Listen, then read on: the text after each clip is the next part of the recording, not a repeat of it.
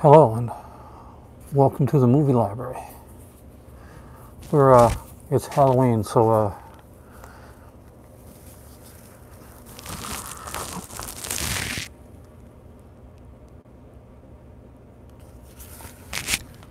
it's time for trick and treat.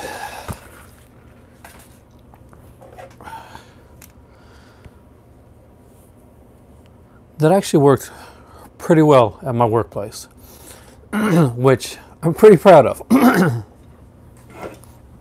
The idea to go in with the Scream outfit on, which is is fun and kind of regular, and to have the other mask on the inside of it, so that when I took off my mask, my Scream mask, and actually, hey James, how's it going? I hope you saw the opening. I actually was really proud of that. Well, you saw it on my Facebook anyway. I got my Vinegar Cinnamon package today. So I've been disappointed that I hadn't got it before, but it's kind of cool. Normally at Halloween time, I'm with candies and chips and all that type of stuff, and I'm entering the door to give out treats. This morning I got up to a loud knock on my door to receive a treat, and that will be the Vinegar Syndrome October package, which we're going to look at right now. So I did pick it up, like I told you guys I was going to do. I picked up the October package for Vincent, is the cool way to call it. So it came with wrapped up with the catalog, which is actually kind of cool that they did that. I actually got, thanks to James, I actually have this catalog. But there's 4 titles to look at. I didn't get the one with the 5th DVD, the adult DVD one. Jazz hands. I went and I grabbed the original 4 limited edition ones. Now, let's go through these one at a time. I haven't opened them. I haven't looked at them at all. I actually had to go to work, so I put these away. And I just recently got off work. Yeah, at least I finally got them. And on Halloween too, which I think is really kind of apropos. It's very, very cool. So I have to admit, these are way, way more impressive than I originally thought they were going to be. It's always like I always go for the Vinegar Syndrome stuff, and then I assume, hold on a sec, that I'm looking for my knife here, which I cannot find right now. That I always assume it's going to be, for some reason, like it's going to be okay, but I'm never going to be that excited when I get them, and then I always end up way more excited than I realized I was going to be. So first off, there is Incubus, and what's really cool is, hey Rich, how's it going? Happy Halloween. Is that here we have the cover. It's a very good stock paper, like the original Vinegar Syndrome stuff. So if you've never had a Vinegar Syndrome O-ring or slip cover, whatever you want to call it, then definitely they're worth looking into. They're very, very solid. And on the other side, rather than just having the regular back, it actually has like a different artwork on the back as well, which I really, really enjoy. This is really neat. So I'm going to slip this out now, and as you can see, it's still sealed. And we'll look together at, I really wish I had my my knife here, and finding out what it looks like on the inside. I'll let you guys know the features, and I'll be watching this actually very, very soon. And I want to like dive right into it, look at all the features, listen to the commentary, all that stuff. I am going to be going through the entire Vinegar Syndrome package in the near future. So let's see. So on the back here, and I'll show you the features right there. Now that's going to be reversed, so I will read them out.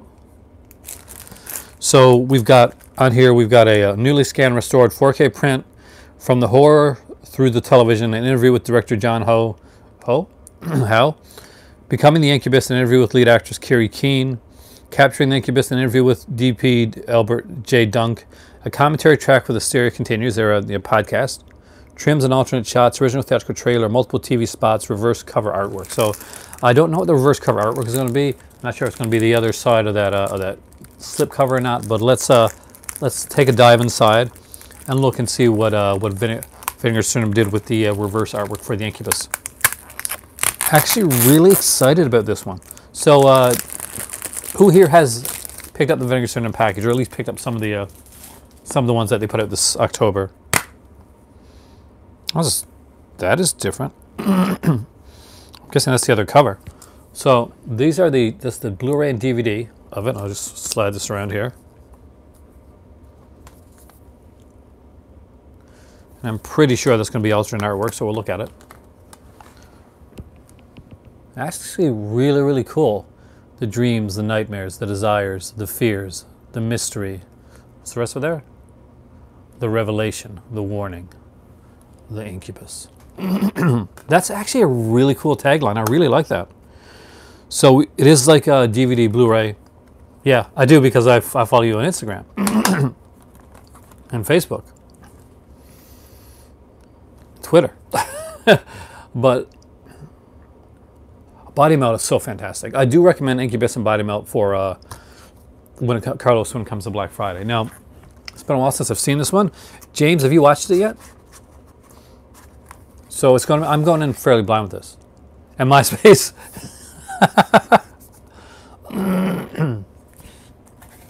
I actually do have MySpace.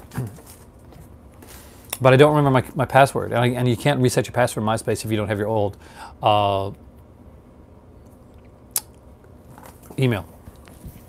So next up is the one that I wasn't sure about, but I'm actually really interested in from just reading about it. That is Death by Temptation. Now I don't remember this one at all. I know it has Kadeem Hardison from A Different World in it, but to be completely honest, man, oh yeah, you found Monty Python was on Netflix, right? Netflix or Amazon Prime? Netflix, right? But I don't know a lot about this film. I don't remember if I've seen this one. I remember the cover to this one like really, really strongly. So again, like feature-wise, first I'll show you guys the back of it. As you can see, it has some features there. So we got a newly scanned restoration in 2K from its original 35mm camera negative.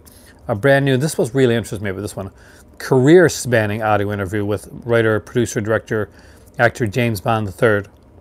Ernest and Lloyd, a candid conversation between cinematographer Ernest Dickerson and Trauma's Lloyd Kaufman.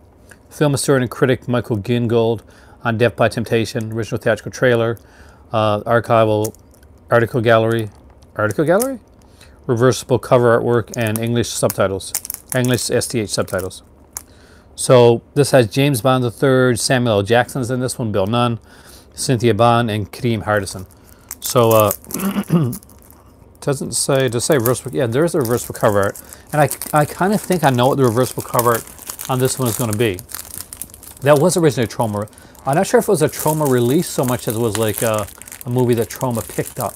Because Troma used to make movies themselves so that they could... Troma was one of the smart ones early on that understood distribution. So Troma bought a lot of movies. Like as much as they made movies, they bought a lot of movies too that they could distribute under their own label that they didn't make. There's even a Paul Naschy film actually that was distributed by Troma, but they really had nothing to do with the film itself. This one right here, as far as I know, I really don't know if this has actually been like is a Troma release or if it's just distributed by Troma. Because to be honest with you, out of the four here, this is probably the one that I really like was iffy on, but became more interested in as it went through.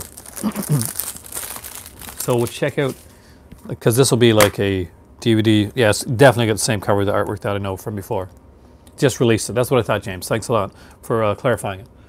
So this is the original artwork for Death by Temptation. And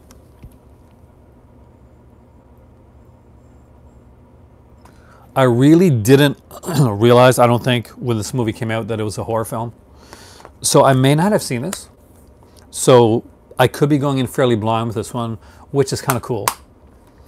But definitely unique artwork. Not the best. Probably the reason I didn't watch it is because the artwork, the interior artwork, you know, which is the original artwork, was kind of meh, to you know, to put it, you know, kind of politely. Now there are two more here to look at. I'm actually very interested in this one here, and this is The Killing Kind. So I love the cover to this, and this has the best back cover for me out of all of them. Did you ever want to strangle your mother? Really, this one, the oddity of it, James, actually kind of did interest me. This probably interested me more than some of the other ones, and I'll explain why. So there's like features on this one as well. Now the features on this one are newly scanned 2K restoration, archival interview with filmmaker Curtis Harrington, and this was a big thing for me. Harrington on Harrington, a career-spanning interview with Curtis Harrington, directed by Jeffrey Schwartz and Tyler Hubby. So a career-spanning, like, you think, oh, didn't get Death by Temptation. Okay, yeah, I wasn't sure on that one, but I think I'm going to enjoy that one because I think it's going to be one that I can actually watch with my better half. It's going to have kind of like the blaxploitation aspect to it, and it's not going to be too over the top like horror that she can't watch it. So that's kind of one of the interesting things with that one. And when it comes to October, I can't just get one or two if there's a package. I have to get the package, at least the limited edition package. I was interested. I was actually, like in all seriousness, interested in the adult film that they had for the October release, but financially wise, the package was the best way. For limited edition was the best way for me to go, and I can get that one down the road. It's not a limited edition. I can get it at any time. So yeah, there's an Harrington on Harrington, like career-spanning interview. I really want to listen to that. Historical commentary track with David Dakota and David Delvell. Isolated score, reversible cover artwork, and I'm not sure what the reversible cover artwork is going to be on the Killing Kind. You may not know this, but when they show this stuff, I try to, and they do show the cover artwork and the reversible artwork. I try to steer clear of that until I actually get the releases. So it's kind of a little treat for me to find. This is the last thing actually that I got that's that I can open like pretty much before Christmas.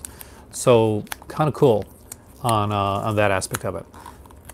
Now, what I originally planned to do, because I did Vincent slipcovers usually go out of print? They do actually. If you're really interested in slipcover, if the slipcover is a big thing for you, then Vincent covers, depending on the release, like they are limited editions. And a lot of times it's the cover that's limited edition. Every once in a while there'll be like a different disc or something else that's in there. But so this one here, it's the slipcover. So if you don't mind missing the slipcover, that's not going to be a big deal, right? But let's open it up. And it's going to have like a pretty cheesy cover that kind of reminds me in a weird way of remember the Honeymoon Murders? Oh, can I open it before Christmas? Because I could keep it till Christmas. It's up to you though, James. Well, thank you very much, by the way. Did you get this one, James? I'm actually kind of curious about this one. When I see this, I kind of think of the Honeymoon Murders. Hey, Ken, how's it going? I finally got it. So, yeah, The Honeymoon Murders is a movie that's been put out by Criterion and Arrow. Oh, let's build snowman. Hey, it's almost time for that, by the way. Happy Halloween.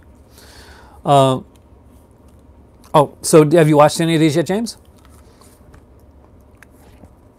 Yeah, I keep hearing good stuff about The Honeymoon Murders, but none of the packages that I've ever seen for that movie have ever intrigued me enough to actually want to sit down and watch it.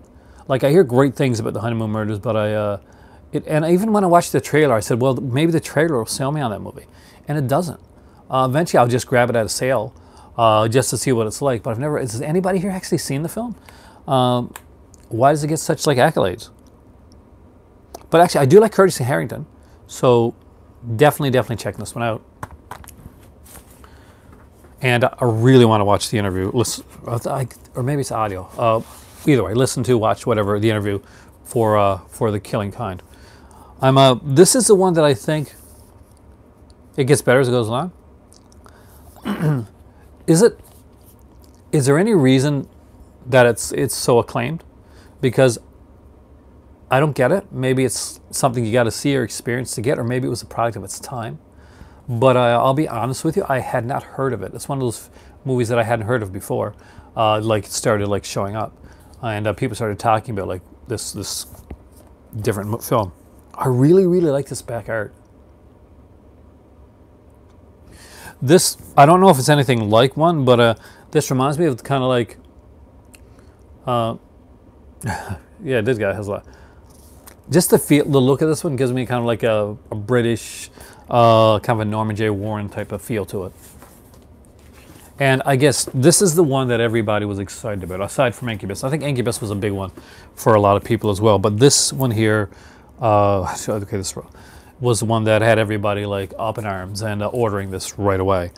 I know that that James will have this one, and anybody that got Vinegar Syndrome stuff during the month of October definitely picked up this release. And this is Blood Harvest. So now I have both the 88 films and the Vinegar Syndrome release of Blood Harvest, and they both have very different like prints, and actually very different like framing of those prints as well. So that's kind of neat thing to check into. So I love this cover, and it's just literally him upside down on the other side of it, and it is, for a guy that doesn't like clowns a lot, this is freaking terrifying, man. This is so well done though. It's super thick too. So it's by Bill Rabane. Hey Andy, how's it going? Nice to have you here.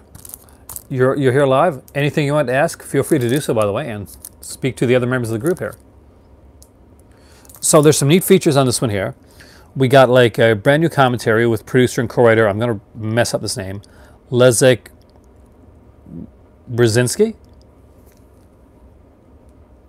Is it better than the 88 Films one? Different features. I think so. I'll actually check the 88 Films one second. Every critic is going to butcher it. An archival interview with Tiny Tim on Blood Harvest. Tiny Tim performs a raw interview footage from Niagara Falls. Booklet with, oh, this is why this is a booklet. Ooh, nice. Essay with Tiny Tim biographer Justin A. Martell. Reversible cover art, which is going to be him like upside down. And English STH subtitles. If you've never seen this film, it's actually, I found it kind of cool.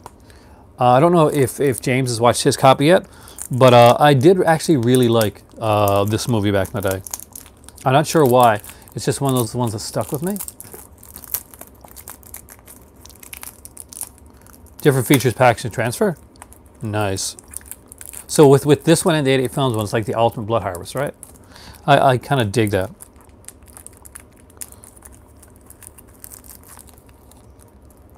Of all the ones to not open for me, oh my God. Suspense, guys, suspense.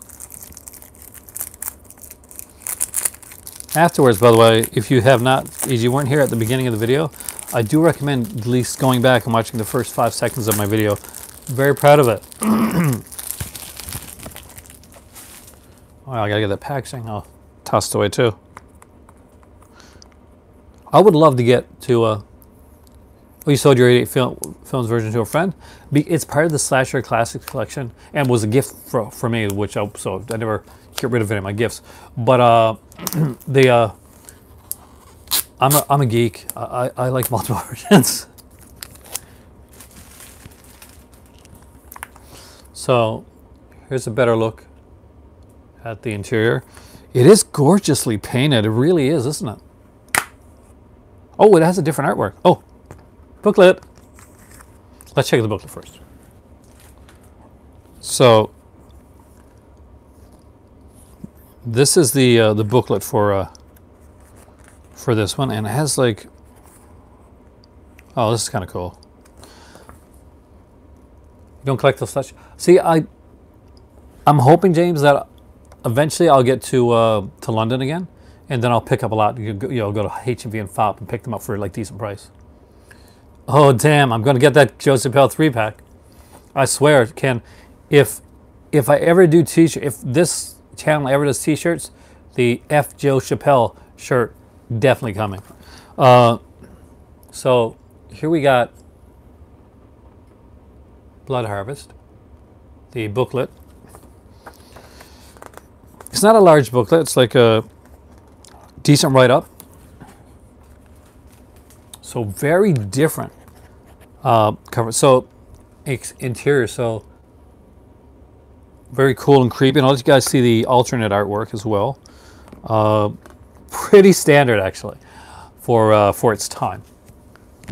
But it would make you think, almost makes you think of Phantom Killer. If you don't know those movies, if you ever watch them, don't blame me and don't watch them in front of like kids or parents or anything like that. But this is the artwork, the interior artwork for Blood Harvest. That's your reversible cover right there. And if you know what Phantom Killer is, then you totally get what I just said. You understand the why that looks like that. But yeah, I did not know there was a booklet included. Lord Traffic. Actually, my news, my drive-in is rained out this weekend, apparently. So I'm going to go see, I'm going to have to go to the original theater where I was going to go see it on Tuesday to see Halloween anyway. It's going to be playing 5 times a day. So I guess Halloween's doing pretty well here in my town. So I don't know which one of these to watch first, actually. So anybody that has seen them, I know James has seen most of these, and I'm not sure if anybody else has as well. But what's your thoughts on what is the best one? Like, what would you consider the best, the big, you know, the biggest selling point for the October package? Which I would just go over again for people that that just got here. So these are the 4, and you guys tell me which one, have them or not, interests and excites you guys most. First, we have the Incubus.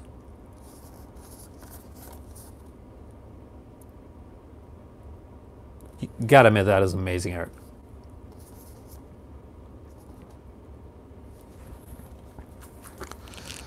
Then we have Death by Temptation. Start with the Killing Kind. I probably will, actually. Thanks a lot, by the way. Sure I shouldn't start with Death by Temptation? Haven't seen Death? So, a lot of people passed on Death, didn't they? The Killing Kind. This might be my favorite cover. Like, I love the other covers, but there's just something different. Not my favorite cover, but it's the most 70s cover, is what I kind of want to say with that. But yeah, no, this got to be my favorite. The Incubus is really good too. It's really hard. These are great covers. But you know what I don't need? 5 different covers of versions of each of these covers. One cover is good. And of course, the infamous Blood Harvest.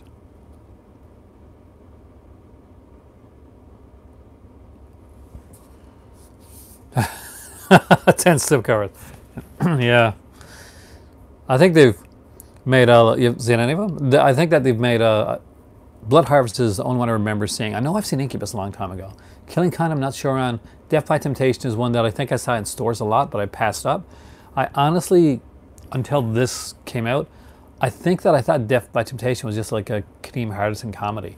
I wasn't aware that it was like a horror film. So yeah, I kind of slipped up on that one, I guess. I do usually watch features. It depends on how late it is. Like if it's late at night and I'm just like, I want to watch a movie, then I'll watch the movie.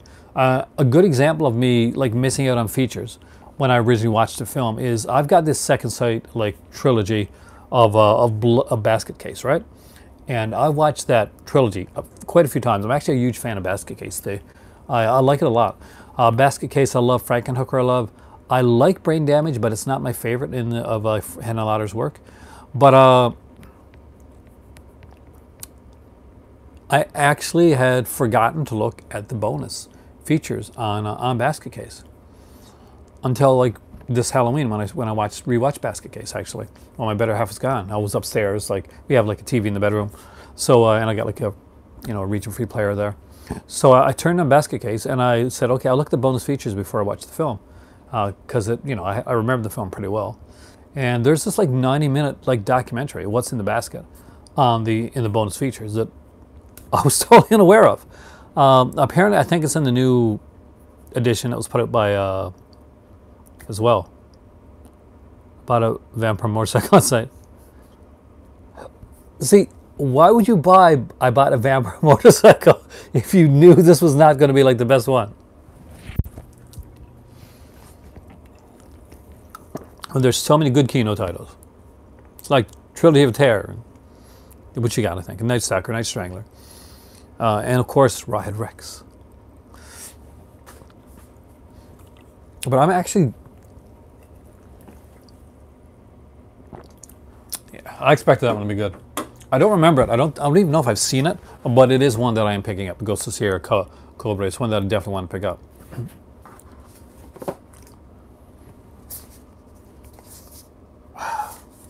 So,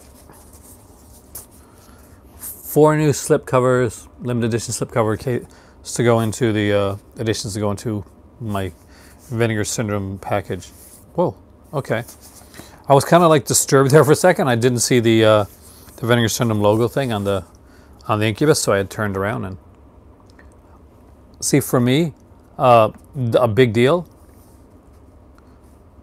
It's actually boringly probably a few movies that you already know. Like I could say like Black Christmas, but you already know that. So let's go with a different one. So movies that I watch a lot. I watch a lot of Christmas horror actually. So Silent Night, Deadly Night. When I say Prey was the last great Vinegar Syndrome title. Prey is one of my favorite Vinegar Syndrome titles, but I had to go through the Vinegar Syndrome like basically their whole thing to kind of like say what the last great one. I don't have the Terror. I'd really like to have that. Norman J. Warren. That came out before Prey. Prey was really good, but I don't know if it's the last good one. It's the last one. The last ones I got. So to be totally honest with you. So what I thought was going to be neat to do, and I plan to do this with like a bunch of different companies, but I'm going to do one every video, and actually James inspired this. He asked me what my top like 2 or 3 like wants were on for certain companies. So what I did was last night when I couldn't sleep, insomnia again, go figure. I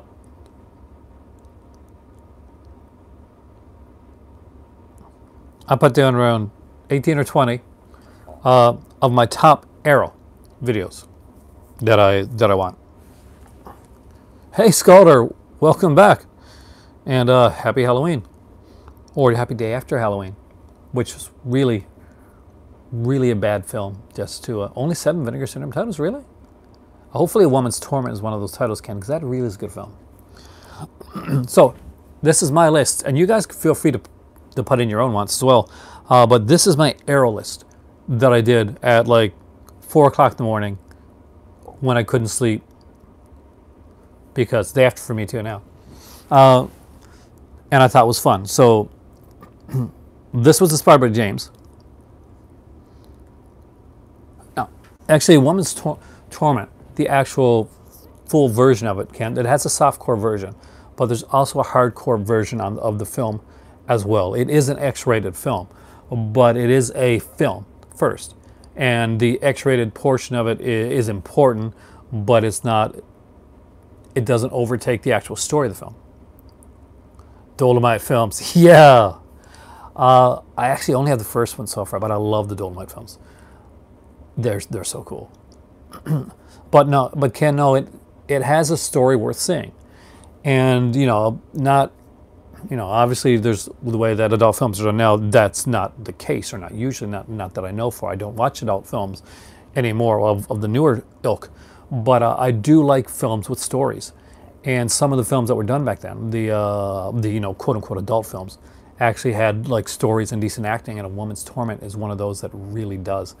And again, it's not for everybody, but I do think it's something that at least should be seen. So this is my Arrow list, guys. I was super stoked putting this together at like 4:30 in the morning last night when I could sleep. So everything like every time I do a video, and hopefully this will like spur some discussion as well about some of these films. You guys can tell me what you think about some of these films. These are some of the movies on my list of like wants and ones that I want to grab in the future. So first off, and in no particular order actually, because I just did this in the middle of the night and I didn't like rate them or anything like that, is Ken Russell's Crimes of Passion with Anthony Perkins and Kathleen Turner. For me, that movie literally it is. But he had to be commercial, and that film's actually pretty good. If you've seen it, Carlos, it's like Repulsion. I do put it like along that ilk. It's a Repulsion style film. So, Crimes of Passion, Edmund Christian, Crypt of the Living Dead, Count Dracula's Great Love, not bad one. Slaughterhouse, Pigs. Can't remember the last title. Slaughterhouse is decent. It's a different film. Pigs is never what anybody thinks it is when they go to watch the film. It's actually people always get like surprised by what it is. Do you have Pets? I actually like Pets. But Pets is something that's like very personal for me and for my life. It's actually a film that I watched at a time when I was in like college. I was doing journalism, and I was taking like taking the semester off. And I worked in my mom's like convenience store that she had at the time. I worked in a convenience store. I also worked at her at the club that she owned at one point, where bartending, bouncing, that type of stuff. Yeah, I ended up like getting a bunch of movies in for the store, and they never had any cases. So they all came. You bought these movies. There was no cases on them. I had to watch them all. And Pets was one that I really Pets and Lords of Discipline. And Lords of Discipline, very, very different, very polar opposite films, were two films that really caught me. And I watched them, and I watched them over and over again. So, yeah, my arrow list. And actually, tell me if you guys like this segment. I'll do it for like all the companies, and I'll kind of want your guys' thoughts. I'm going to throw movies out there, and you guys can give me your thoughts on if you have them, what you thought of them. So, Crimes of Passion, Ken Russell. This is like one of those that I remember from my VHS collecting days. It came out originally. When you went to the store to get it, you either got like I think a pink cover or a blue cover, and one of them was the R-rated cut, and one of them was the unrated cut. How could you hate Crimes? This is one of my favorites, but to each their own. But I really did like this. Anthony Perkins, man, Anthony Perkins. And Suspicious Death of a Minor, of course, Sergio Martino. This one doesn't get like talked about a lot. Like people remember Torso. It is hard to find. I mean, like it's they had it there, James, and I do appreciate that. Thank you so much. They had the limited edition on the site, and I just missed out on it. I literally it went out of print just before. Yeah, see, Martino. I think every Martino deserves a place in like somebody's like at least is yellow. So, Suspicious Death of a Minor. It's been a long time since I've seen it, so I can't really tell you. I don't remember it that well. Still on the watch pile. Let me know what you think about it when you see it, Scholar. It's a different film. It's a quirky film. It's a weird film. But you go into Ken Russell expecting weird, kind of the way you go into Cronenberg or Lynch expecting weird. Very different types of weird, but I think Ken Russell is an acquired taste. And I think, Ken, that you just need to watch Crimes of Passion a few more times to acquire the taste for that particular film. Next up is The Slayer. Again, just a really cool. I don't remember this film. I kind of remember the cover, but so I'm wondering if I've ever seen it. It's got like a. There's like I think a feature length like making of on it, so that's kind of interesting as well. Next up is Nikos. Zero Buys, which is another one I remember watching with my dad when I was growing up. Was a really cool film. Has the girl from Ned Common in it, Kelly Maroney. And if you've never seen Zero Buys, really worth a watch. Next up is Bava. Like anything Bava, really, but I wanted to put one Bava on here, so I went with Kill Baby Kill, which is it's a fantastic Bava film. Ironically, though, my dad had like rented Kill Baby Kill and brought it up to see Martino rocks, and brought it up to like a party one night. They're all gonna watch it, and they all hated it except for Dad, and they're like, "We're never letting you choose a movie again." But I thought Kill Baby Kill's good. Dad's choice is way ahead of his time. See there, Ken. So now you agree. You agree with my dad. Robert Altman's Images, which is probably the Robert Altman film that one of them that like kind of interests me the most, and again, not one I remember a lot, but really one that really intrigues me. Next up is, and this one's I got like a cheap version of this one, but I really would like to upgrade it, and that's Pulse. So if you've ever seen Pulse, you know exactly what I'm talking about. This is not a giallo, but it totally sounds like it's going to be giallo. Death Smiles on a Murder. Kinski. For me, no matter what the movie is, you can't go wrong with Klaus Kinski. He's just really, really good. As far as box sets go, like I didn't want to put a lot of box sets like originally, but I did put the Prisoner Scorpion box set there, as like one of the different definitive ones that I wanted. That of course has a girl that starred in the Lady Snowblood films. can't remember her name right now. Somebody asked me like recently, and I just like rhymed it off right away, but right now I can't remember it. Henry Clouseau's Inferno, which does seem like an interesting kind of like a documentary about about the making of a film that never got completed. I always find those things fascinating. A Madhouse. Oh, you got Prisoner Scorpion? That's really intriguing.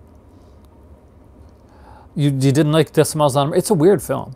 But the thing is, James, I always love watching Kinski. And he's just such... Whipping the Body, that would be a good one, actually. Well, he's just such a fascinating person to watch that I can watch anything.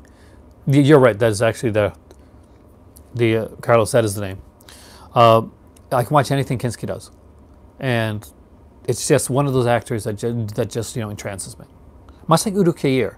Udo Kier's made some weird films that like definitely aren't for everybody, but I just really like Udo Kier. Miracle Mile, which is one of the more sentimental ones on my list here. Mario Bava, again, I didn't think about 200, but I must have been really tired. But Baron Blood, which was kind of a fun Joseph Cotten one. Not one of Bava's best films, but definitely one that I need in my collection. I need like Rabid Dogs and stuff like that too, but like Baron Blood obviously made the list.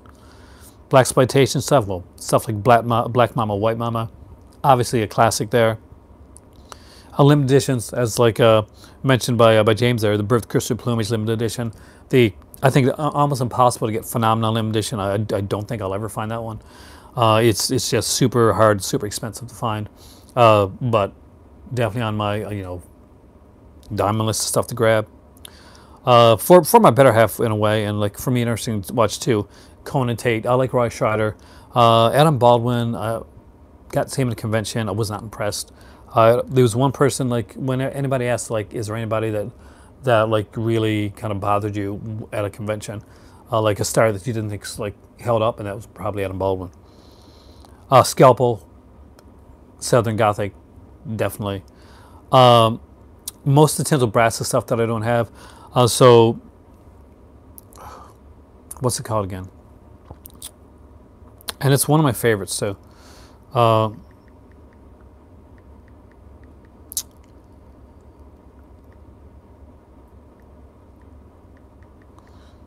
gonna get it here now because my mind's gone right. All Ladies Do It. All ladies, like anything like with Tinsel Brass and like the Randy Metzger too, and pretty much the Borth. I can't pronounce it. The Volnir Borowski stuff. That I don't have, but like the sexploitation stuff. So, and that's just ones that I did like in the middle of the night. So there's probably a lot that I don't have on that list, like the Sertana set, and just so many others that are out there. But I thought it was neat to go through some of the Arrow stuff. I had planned to like just go over and like with the big list and just go through and talk about them. But are there any ones like that you guys have that you would want? Putting more obscure slashers, seeing less and less of them being put out. Slasher, yeah, I think. For a while, it seemed like you were getting a lot, like a large, like kind of a glut of like slasher films being put out, and now it's kind of like, oh, thanks, James. Those are and I didn't know if I missed anything in Giallo West. I'm a huge Giallo fan. Blood Beach, hey John, how's it going? That one definitely needs to be put out. I need to see more slashers put out, so that's a big thing for me. Slashers. I like TV horror films as well. You would think that, Carlos, but sometimes it's the littlest things that can do it. It can be like music licensing. It could just be the fact that it's flying under the radar. And there's a lot of movies that have flown under the radar. And sometimes it goes with the company that I don't think like puts it out right or respects the films that they're putting out as much. Go ahead. But there definitely needs to be more done with this type of stuff. I am here for commentary and feature work for movie releases. So just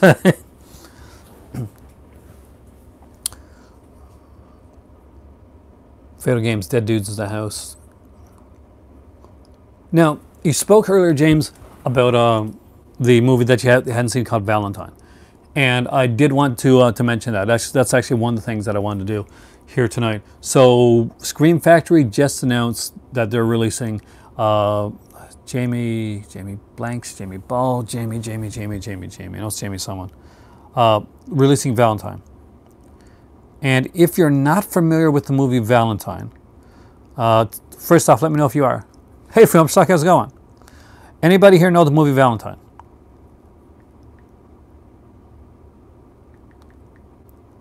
Not My Bloody Valentine or anything like that, but just Valentine with like a huge cast.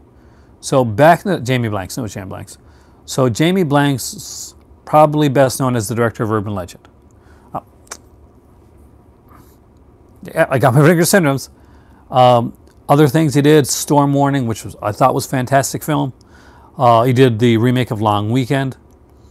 And aside from directing films, he also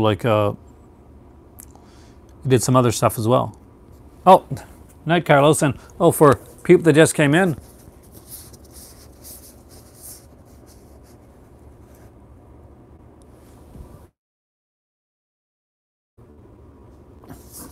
Yep, Denise Richards wasn't. It actually had a big cast. Jamie Blank's also known for composing movies as well. He did the Machete Maidens. He did the music for that. He did stuff for he's done a lot of things. So I wanted to talk about Valentine because it's kind of cool. See you next time, Carlos, and thank you so much for coming in, by the way. And have a happy day after Halloween. So this is the cast for thanks for Valentine, if you've never seen it. So we got Denise Richards in here, David Boreanaz is in it, Marley Shelton, Jessica Capshaw, Katherine Heigl is in the film,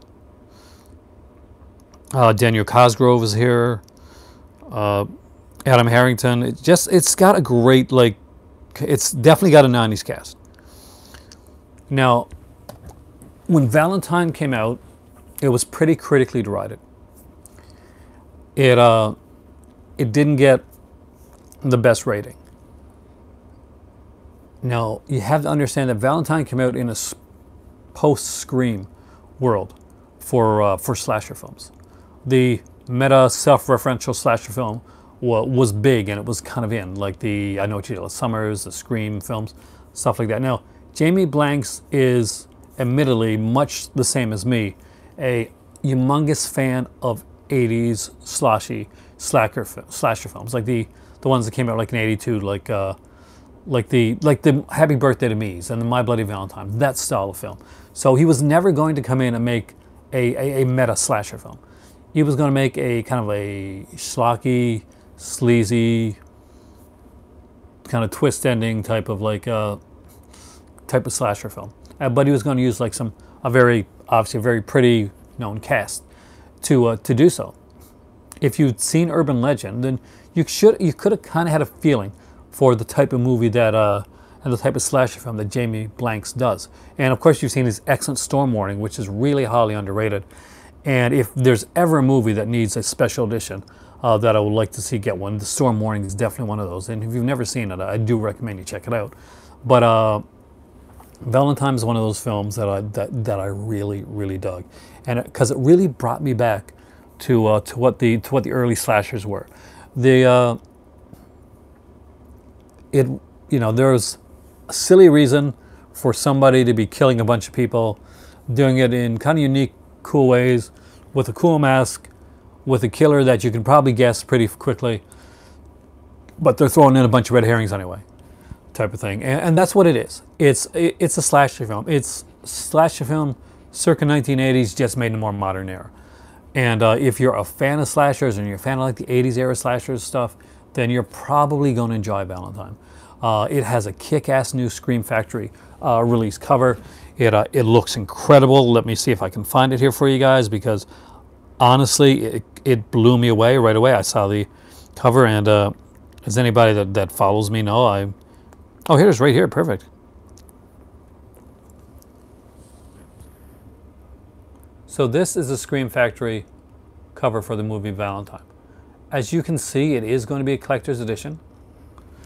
And that is the mask for the Valentine film. I don't know when this one's coming out. Do they say? February. Oh, February 12th. Perfect. Hey, Riyadh, how's it going? So this literally is definitely going to be my Valentine's present. I'm sure he'll love that. No, her Valentine's present to me. Then, like I always buy the Valentine's present, but this will be one that I do want to pick up. So for people that just came in, that may be kind of interested in seeing them, it is great artwork. I mean, like, and it has a cool cast. So if you like those actors, of course, Marley Shelton. If you're like a horror fan, you probably remember her as being the deputy in Scream 4. That's Shelton there. She's been in a few things, but you know, usually when you talk about horror, that's where you remember her from. Do I like the 88 film slasher classic? Yeah, I do. Actually, I've got a few. Not sure if you can see them there, but I do have a few of them. Can you see that? Where have I got them put? Over here? Somewhere here anyway. With the red stuff. Red cases. They're red case. I can't remember where I got them put. But I love the 88 film slasher classics collection. So for people who just came in, I'll show them here. This is Blood Harvest. Cool features, and as James said here, a different transfer of the film, actually a different cut, I think a different framing of the film as well, and different features and a booklet, so that's kind of cool. I'm going to sing on Saturday, it's my next day off. This is The Killing Kind.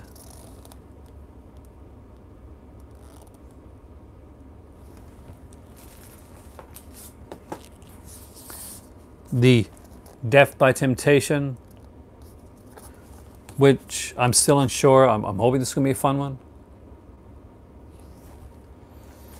And last but definitely not least, the Incubus.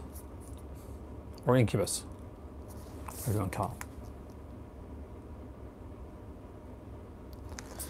As you can see, they are extremely beautiful. Did you like it, Scholar? Without giving anything away, did you like the film?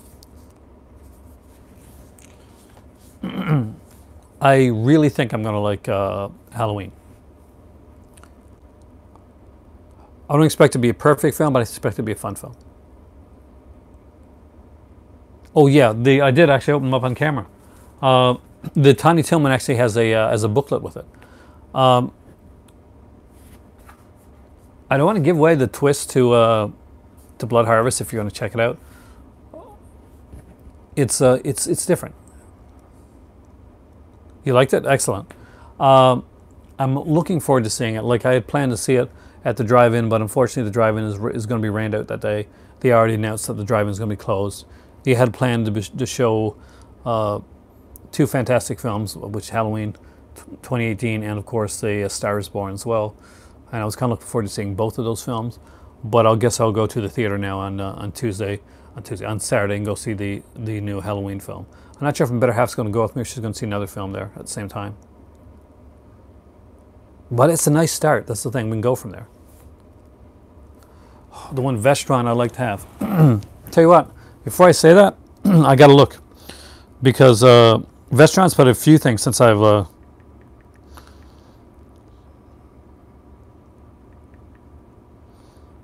Vestron does such good stuff, man.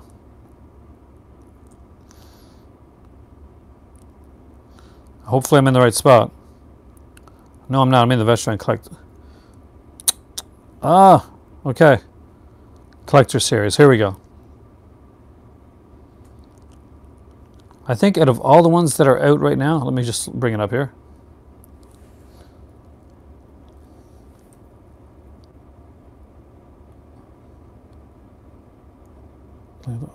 Oh my God, it's such a horrible...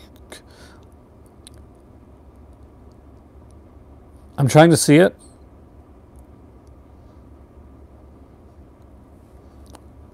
Okay, never go to Vestron's Facebook page to see Vestron video collector status. Oh, here we go, the complete list. Oh, this is 2017 though. So I've got Chopping Mall, Blood Diner, Waxworks, Return... Let's see, Lay of the White Worm. So I'll give you my top three. Actually, I'll tell you that. It makes it a little bit easier when it comes to this type of stuff. So obviously, as a big fan of the of Vestron, I'm going to say that Class of 1999, fantastic film, Warlock Collection, and Maximum Overdrive are probably, and Gothic, they're top four. that's my top 4 Vestrons. There's a lot, like there's nothing in Vestron series that I wouldn't like. Like Parents is the one that I want to get. You know, Chud 2 is one I want to get. Like Chud 2 is kind of lower on the list, but still definitely up there. And Dagon is another fantastic one. But those would be my top 4, James. So yeah, I'd say the Warlock collection, because I don't have that collection. Actually, I don't think I even have all those films. The Maximum Overdrive, fantastic movie. You know, not a fantastic movie, but it's a fun film. Gothic, because it's Ken Russell. Not my favorite Ken Russell, but actually it's cool and different. And what was the other one? And Class of 1999. So that's my top 4 when it comes to Vestron video. And they go up and down on like which one. That's not in any particular order. Class of 1999 is an extremely fun film. You know, Maximum Overdrive as a kick-ass soundtrack. I grew up in Newfoundland, and we here like AC/DC is almost a religion. You know, nobody if you were to even like disparage AC/DC in the area that I lived in, that was a beating, man. I kid you not, AC/DC was huge. Actually got to see them in concert one time, and I think my cousin got to, my aunt, no, she got to see them like a few times in concert. But I am a huge AC/DC fan, so and I mean, if this is the movie that Stephen King can make on cocaine, imagine what he can make when he's just straight.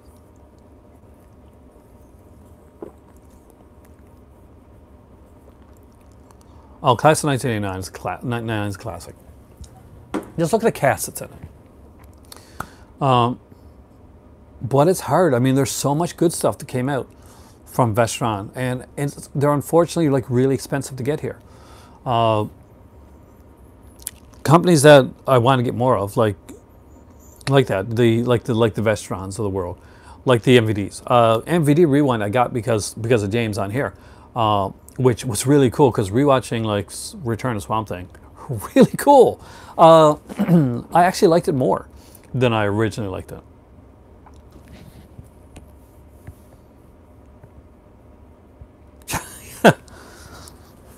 Rush was one of those groups that I liked, and like some of my friends liked, but not everybody did. If you don't like country music, oh really? See, I grew up like in, you know, born in the 70s, raised in the 80s type of thing. So my mom they'd have a lot of disco, and they'd have like some country stuff on. I guess $50 a movie, really?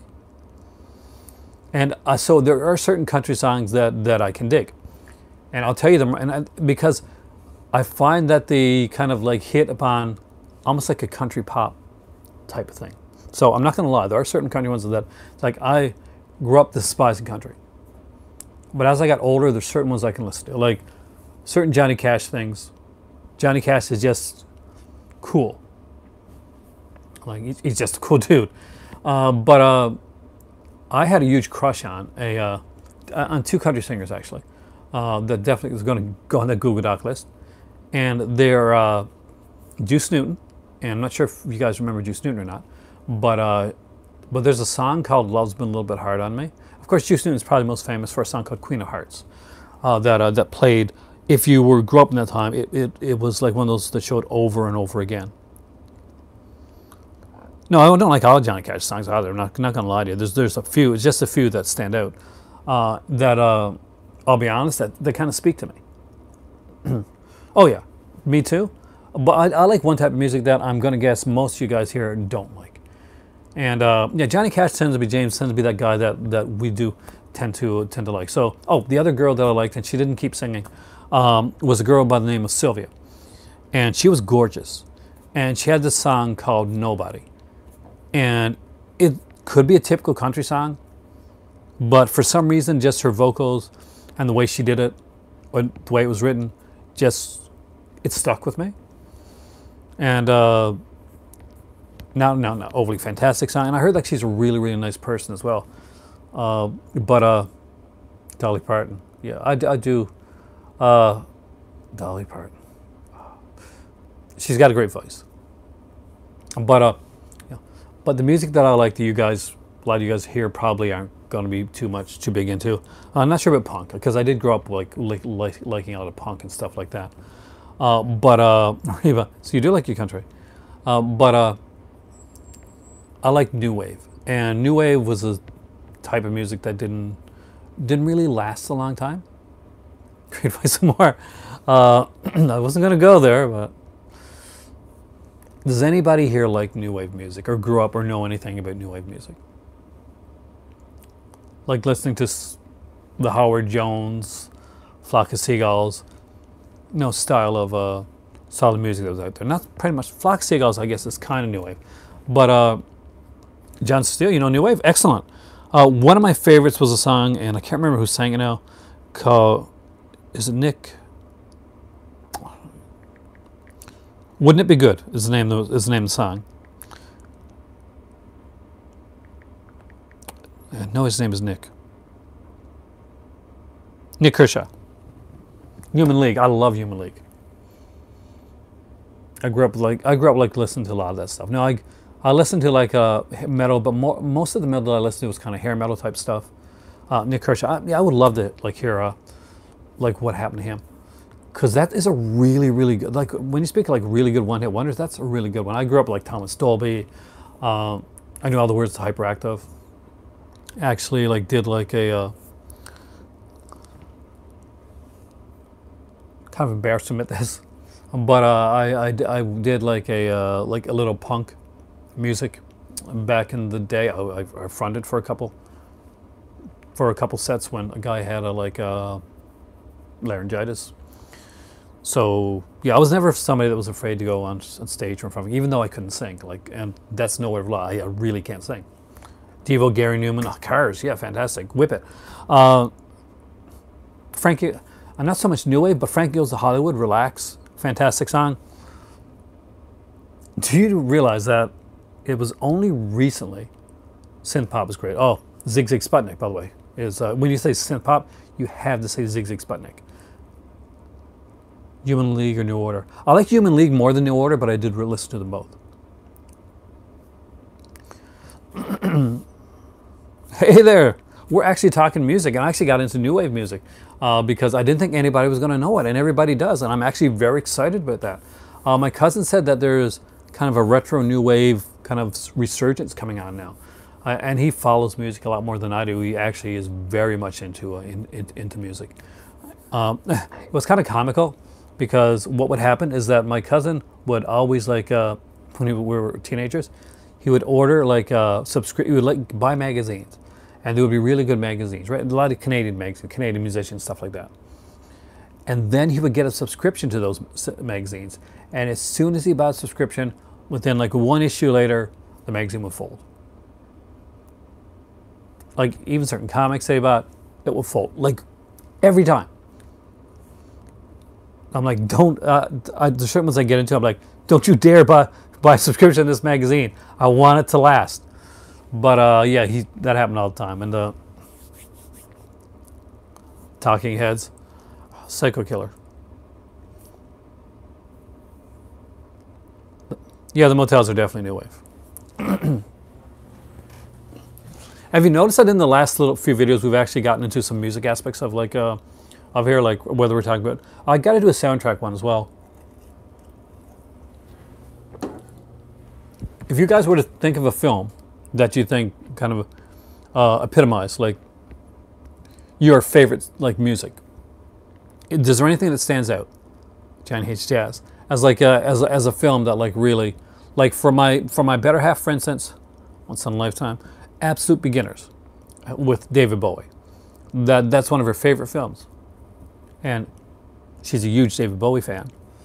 And she likes that style of music. And she thought that Absolute Beginners had an amazing soundtrack. We actually have probably 2 or 3 copies of the DVD of Absolute Beginners, but we've never gotten the Twilight Time edition that came out. We're kind of hoping it comes out from from Indicator down the road. But yeah, that's a question to kind of think on.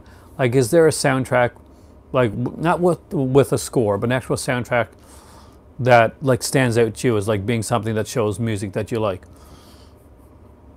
You're not the only one with Across the Universe, actually. My kids love Across the Universe, actually. Called Cruise. You loved every song. Well, like, what type of music did Cruise have? I haven't seen that. Computer games. Like, I know there's certain movies in the 80s that, like, were defined in large part by, like, their, by a song. Like, in the 80s, they realized that soundtracks were going to be a big thing, and that music TV camera, much, MTV, and here in Canada, much music. So all of a sudden we had music videos, and they realized, at least it's in College Jam, they realized that yeah, a great way to sell movies to kids was to have good songs, like the tie in a good song. So there was a movie called Electric Dreams, for instance. Yeah, it's Pretty Woman soundtrack. Pretty Woman soundtrack is fantastic. Electric Dreams, if you don't remember the movie, then you probably remember the song, and it's called Love Is Love, and it's by George, and it's in my not so humble opinion, it's one of his best songs. But it's on that. Like Vision Quest had its own song as well. That was another movie that a lot of people don't remember with Matthew Modine, but they usually remember the song that went with it, and I think it was Madonna's song. Of course, Who's That Girl? Top Gun soundtrack there, right there. Oh, really? Electric Dreams? I do too. So tell your wife she's got excellent taste, because most people don't remember that film. But it's Purple Rain. Purple Rain is one of the greatest soundtracks of all time, film schlock. I am a huge Purple Rain fan. My Girl. I don't remember the My Girl soundtrack. But I remember the movie kind of making me cry. I used to have the one from I had Pretty Woman. There's a few that I had the Batman soundtrack, the 1999 Batman one, with the Prince songs, and I don't care. I like the Prince songs. Crazy for You, thank you. Madonna, like, if anyone is gonna be almost like topping my Google Doc list of all-time crushes, definitely Madonna, who's now what, 60 years old, right? And I could not turn down Madonna at 60. I'm sorry, she's amazing. Chicago, actually Chicago, the song You're My Inspiration, I think that's the one, is mine and my better half's song. That was our song.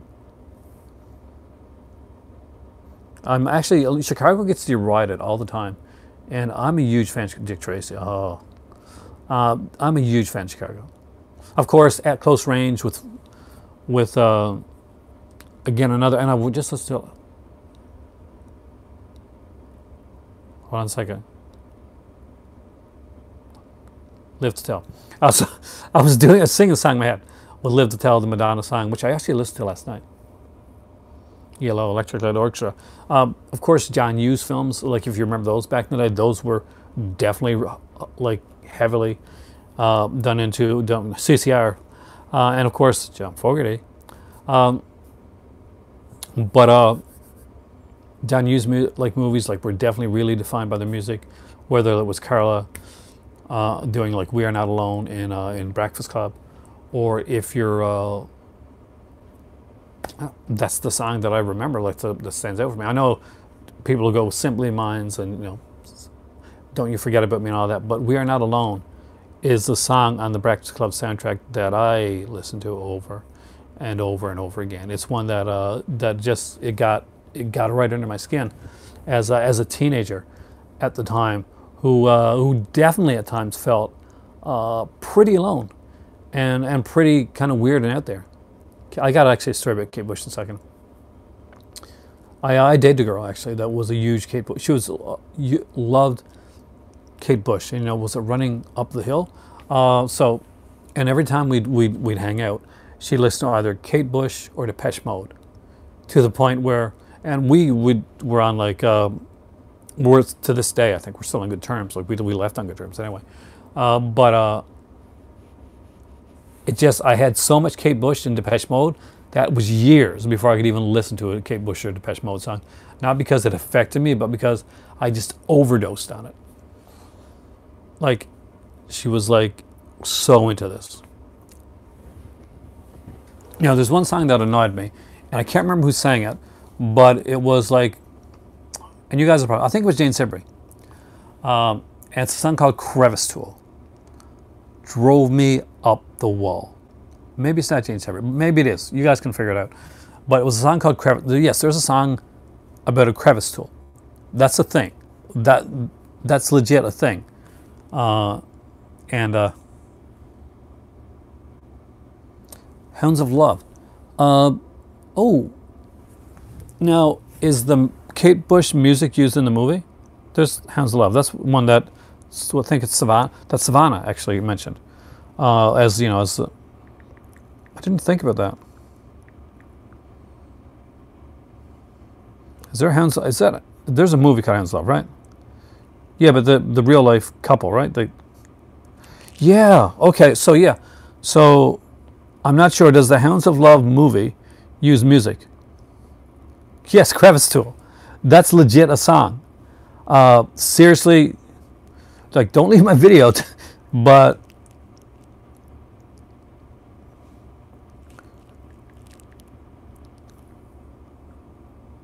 check it out. So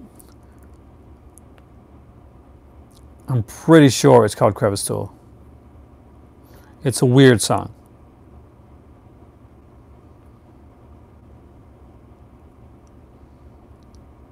It's got, I know there's a song. Yeah, it was definitely Canadian. Whoever did that song was Canadian. It was like a female singer. I think it was Crevice Tool. It was something similar to Crevice Tool. It's not Crevice Tool. And it was definitely a Canadian, like a Canadian singer. Banff? Maybe, yeah. Are Banff, are they Canadian?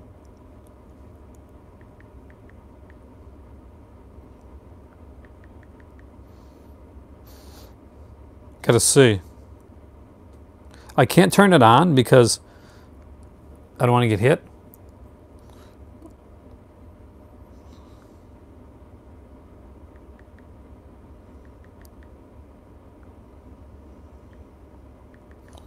So, can I do this without getting hit, guys?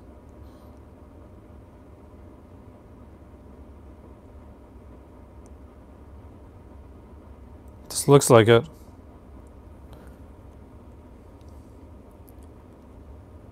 Yeah, not just Canadian radio stations, but like Canadian television as well. We have a certain amount of Canadian content that has to be that does have to be played. And when I was a kid, I used to find that extremely annoying and kind of frustrating. However, as I've grown up, I've found that it's enabled me to find and discover a lot of films that I never thought I would find. And not just that, like we would. In Canada, we come upon like certain groups, like before, like our United States, like brothers would. If you've ever seen Tears for Fears, ever heard of the group Tears for Fears? Well, Everybody Wants to Rule the World was like a hit over here in Canada, and then there was Shout as well. But I think over in the U.S., Shout was the first song that came out from Tears for Fears. And I think it was the second one for us. So it's different that way. And there are certain songs in the U.S. that they got before we did. But if you like look back and you go back and you look at the Canadian and the U.S. top 40, you're going to notice like some differences. I find that in the United States top 40, that country managed to stick on a little bit longer in the 80s. Like you get a lot more country and stuff like that. Tears for Fears were huge. Now, Tears for Fears got their start, like, and there's groups like, oh my God, I'm totally losing it now. Pop Goes the World. Anybody here know the song Pop Goes the World?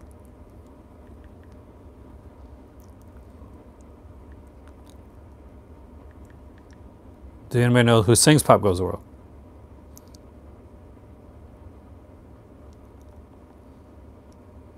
Pet Shop Boys are fantastic.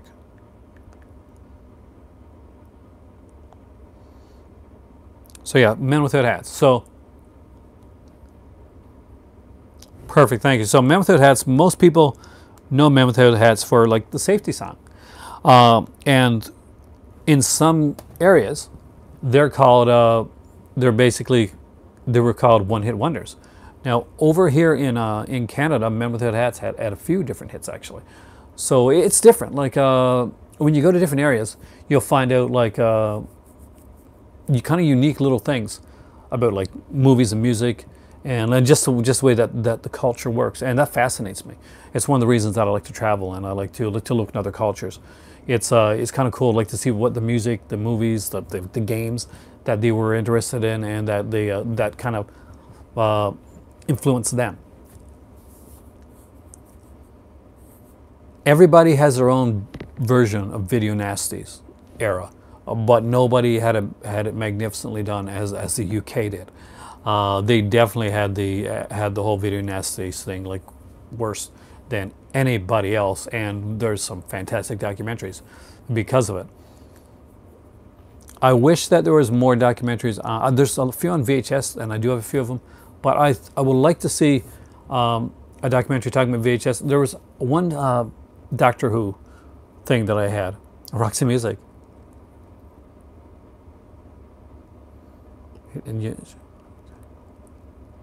Exactly. But like there was a oh yeah, I think they're from Montreal, aren't they?